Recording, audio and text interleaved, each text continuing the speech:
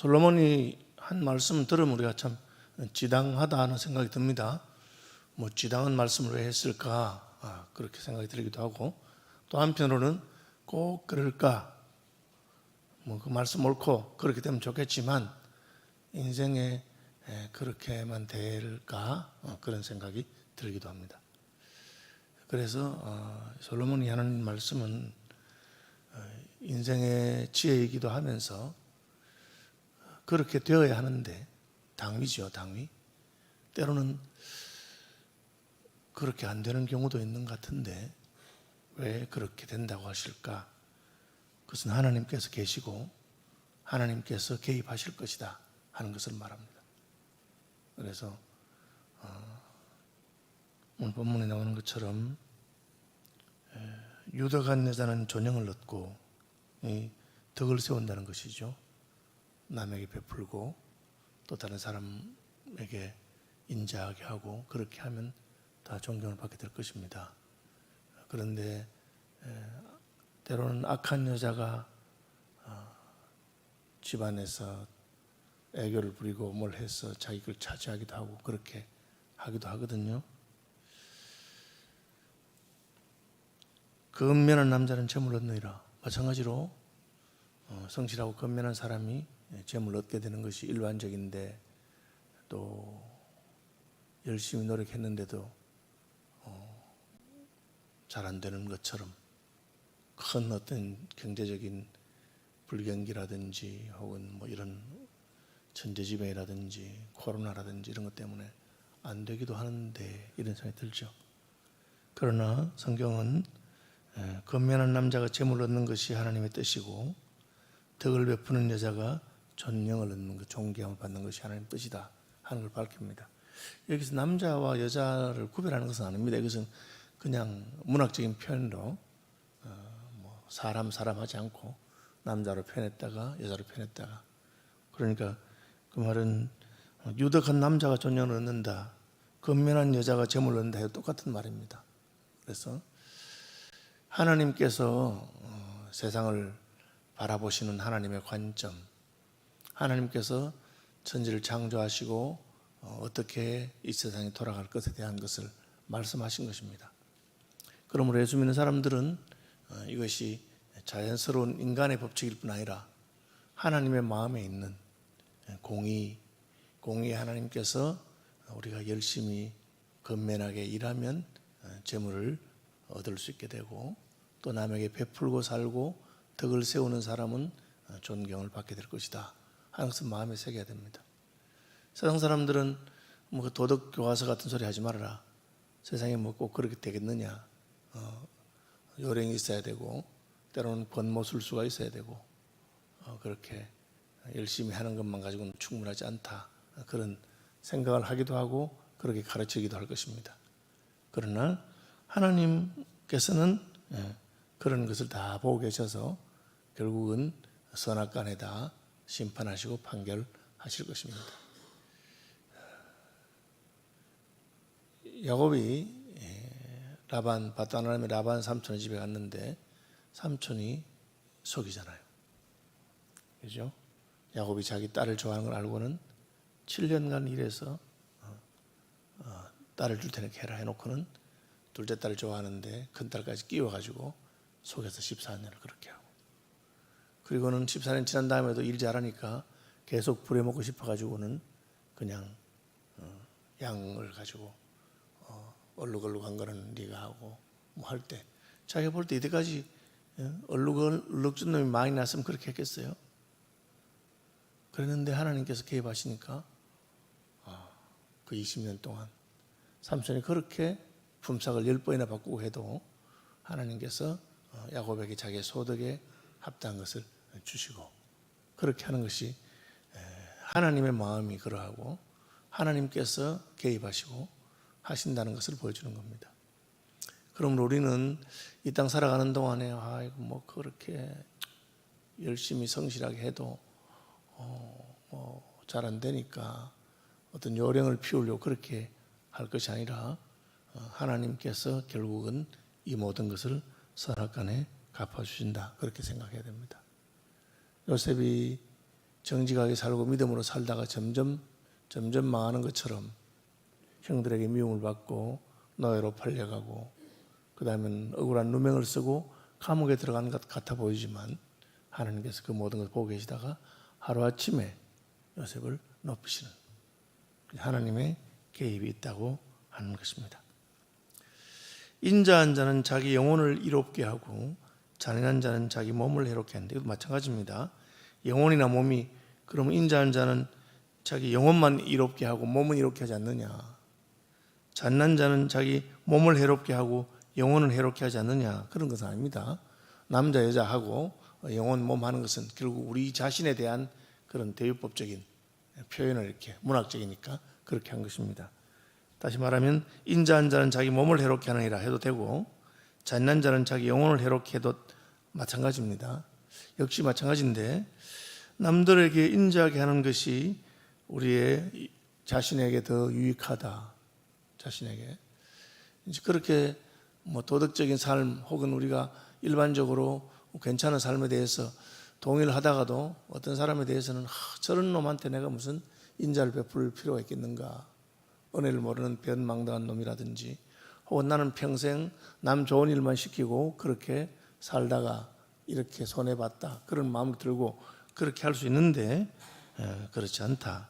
인자하게 하는 것이 너의 영혼에도 너의 몸에도 유익하고, 잔인하게 하면 결국은 영혼도 망치게 되고 몸도 해롭게 된다. 주석가들은 하나님께서 개입하셔서 그럴 뿐 아니라 한 걸음 더 나가서 그 삶 자체가, 잔인하게 하는 삶 자체가 결국은 자기 몸과 영혼을 망치게 되는 것이라고 하고 있습니다.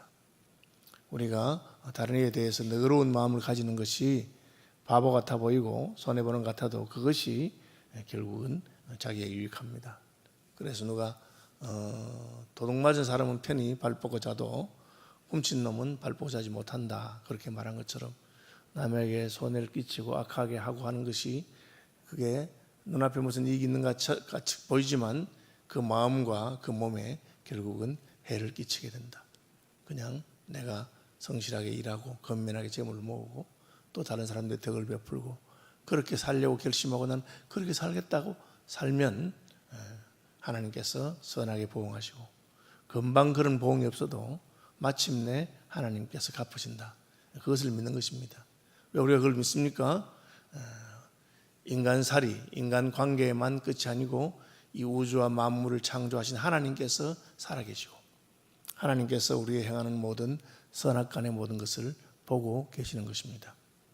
그러므로 우리는 금방 결과가 나오지 않아도 하나님이 이미 선포하셨습니다. 인자하게 하고 건면하게 하고 덕을 베풀고 잔나지 않은 것이 옳다. 그 길을 가거라. 그러면 하나님께서 반드시 갚아 주실 것이다. 악인의 삭은 허무하되 공의를 뿌린 자의 상은 확실하니라. 신약에는 더하죠. 죄의 삭은 사망이니라. 악을 행하고 죄를 짓는 것은 망하는 길로 가는 것인데 눈앞에 무슨 이익 때문에 그렇게 하지 말아라.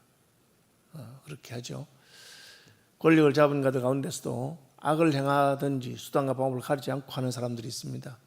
우리도 휴전선 넘어가면은 김씨 왕조의 3대 세습을 하면서 자기의 권력을 위해서 악을 행하기도 하고요.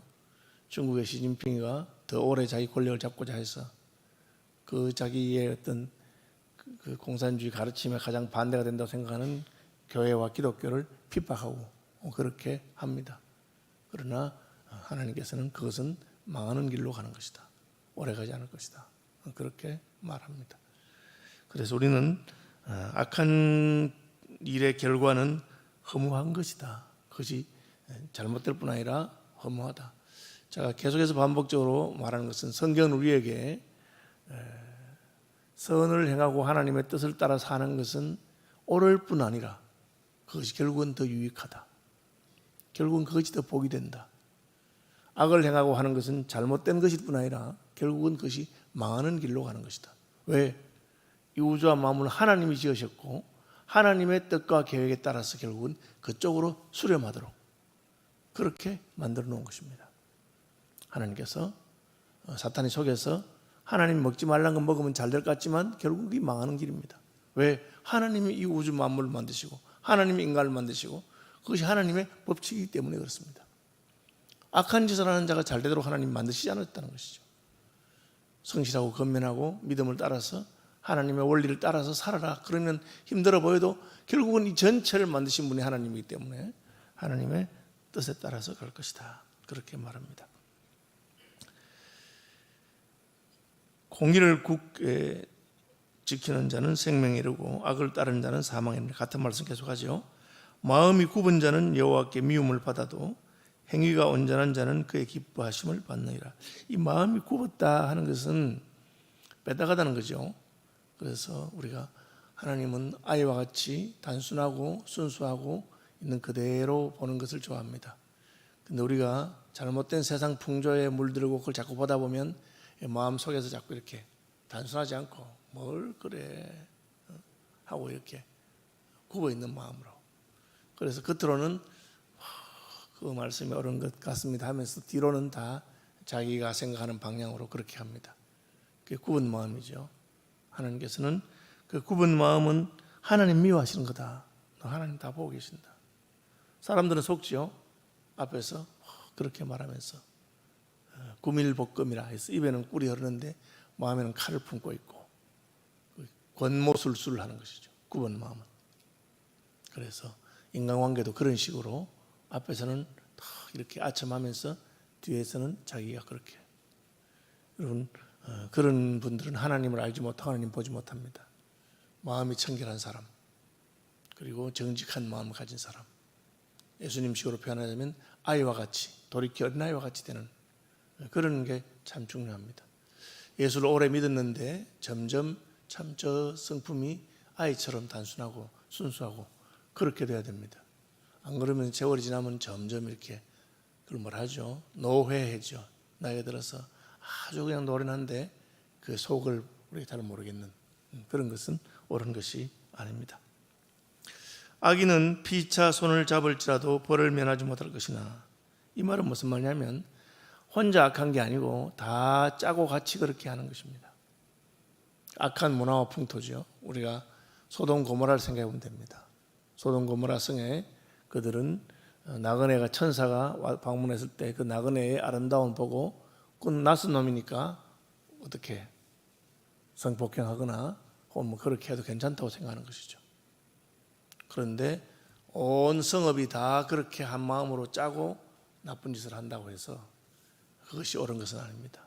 우리는 나만 그런 게 아니고 쟤도 그렇게 하고 쟤도 그렇게 하고 다 그래요. 그러니까 괜찮다고 생각하는데 하나님은 그렇지 않다. 피차 손을 잡을지라도 벌을 면하지 못한다. 남이 하는 거 따라했다고 해서 그 잘못이 용서받는 것은 아닙니다. 심지어 온 세상이 다 악함에 하나님은 노아의 가족만 구원하시고 온 세상을 다 심판하기도 하십니다. 이게 이제 세상 풍조라든지 그 분위기 때문에 제가 요즘 참 걱정하고 염려하는 것은 한국 교회가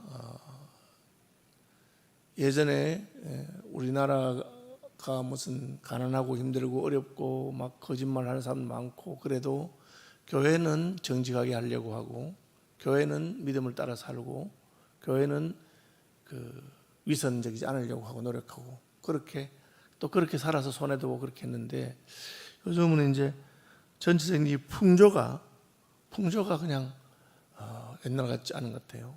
그래서 세상에 하는 것처럼 예수 안 믿는 사람이 거짓말하면 예수 믿는 사람도 거짓말하고 예수 안 믿는 사람이 속이면 예수 믿는 사람 속이고 그렇게 되면 굉장히 위험한 거죠. 그래서 피차 손을 잡아도 잘못된 것은 잘못된 것이다. 구별돼야 되는데 세상을 따라가면 같이 망합니다. 반대로 의인의 자손은 구원을 얻을 것이다. 아브라함의 후손이기 때문에 이스라엘 백성들을 하나님이 불쌍히 여기십니다. 아브라함 때문에 신약에 가면 우리가 첫째 아담의 후손이 아니라 마지막 아담이시고 둘째 아담이신 예수 그리스도의 후손으로 그 예수의 하신 일을 따를 때 우리는 어렵다함을 얻습니다. 다윗이 하나님이 하지 말라고 한 인구조사를 해서 온 나라에 전염병이 퍼졌을 때 3년이죠. 3일간의 전염병이죠. 근데 그 3일간의 전염병 통해서 그냥 온 나라가 죽게 되는, 그때 하나님의 진노가 오르난의 타작마당, 그것이 모리아 산에 있는 아브라함이 자기 아들 이삭을 바친 곳입니다. 거기 왔을 때 하나님의 진노가 풀립니다. 하나님께서 아브라함을 생각하시고 아브라함의 후손인 그 이스라엘 백성들의 노를 푸신 것이죠. 그러므로 우리는 자손에게 줄 수 있는 가장 큰 복이 무엇이냐? 우리가 하나님 앞에서 의로운 삶을 살고 하는 것입니다. 그래서 하나님이 우리를 보시고 우리 후손들을 긍휼히 여기시는 것이 있습니다. 아름다운 여인이 삼가하지 아니하는 것은 마치 돼지 코의 금고리 같으니라. 성경은 여인이 아름다운 것을 나쁘다고 하거나 잘못이라고 하지 않습니다. 아름다운 것은 아름다운 것대로 좋은 것입니다. 하나님이 천지 만물을 지었을 때 그것이 아름다웠고 하나님 보시기에 좋았습니다. 아름다운 것은 좋은 것입니다. 그러나 그 아름답다고 해도 그 행실이 잘못되면 그것은 아름다운 것이 아니죠. 하와는 아담에게 아주 아름다운 여인이었지만 그 남편을 범죄하게 하면 그것 때문에 하나님께서는 너는 여인과 여인의 후손이 남편에게 순종하고 또 해산하는 고통이 있을 것이라고 그렇게 말씀하신 것을 보게 됩니다. 삼가하지 아니하는 아름다움이라든지 또 하나님께서 높여섰는데 그 높은 자리에 있으면서 함부로 행하는 것 보면 참 꼴불견이다. 하나님께서 그렇게 말합니다. 여종이 주모의 자리를 이은 것이 꼴불견이고 아름다운 여자가 행동을 삼가하지 않는 것. 그래서 요즘은 아름답기만 하면 어떤 짓을 해도 다 용서받는 것처럼 우리 연예인들이라든지 인기인들이 그 여신이라고 하면서 그들의 삶이 참 난잡하고 그래도 그냥 괜찮은 것처럼 착각하는데 하나님의 기준은 결코 그렇지 않다. 그렇게 말하고 있습니다. 의인의 소원은 오직 선하나 악인의 소망은 진노를 이루느니라. 우리는 항상 의인이 되어야 되고 악인이 되면 안 됩니다. 왜냐하면 나무는 그 열매를 맺기 때문에 우리가 하나님 앞에서 의로운 자가 될 때 우리의 소원도 선해지고 우리의 결실도 선합니다. 어떻게 의인 됩니까? 의인이신 예수님을 따르고 예수님을 모시고 예수님과 함께 행할 때 그렇습니다. 흩어 구제하여도 더욱 부하게 되는 일이 있나니 과도히 아껴도 가난하게 될 뿐이니라. 이 말씀은 늘 기억하시기 바랍니다. 그냥 수전노와 같이 스크루지처럼 무조건 모으는 것을 하나님께서 기뻐하시는 것은 아닙니다. 그렇게 모아서 부유해지면 교만해질 뿐이고 내가 아끼고 내가 노력해서 부자됐다고 생각합니다.